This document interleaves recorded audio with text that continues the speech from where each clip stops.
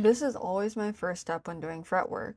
I'm checking all of the frets for rock and correcting whatever I can by tapping them back in place with a hammer. This usually works to a degree, but especially in cases where you have an old or cheap neck, some rocking after reseating is pretty much inevitable.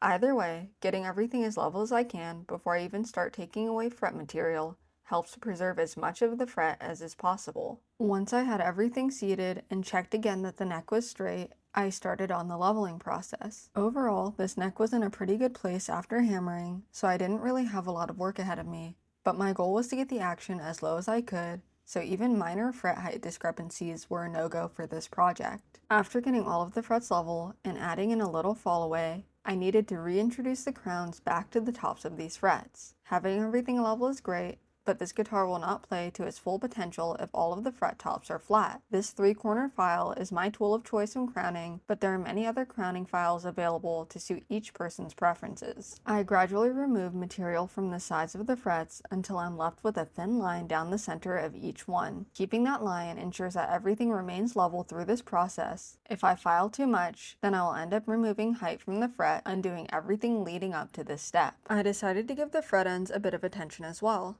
Tapping the frets down with a hammer does push them further into the slot, but it also pushes the ends out.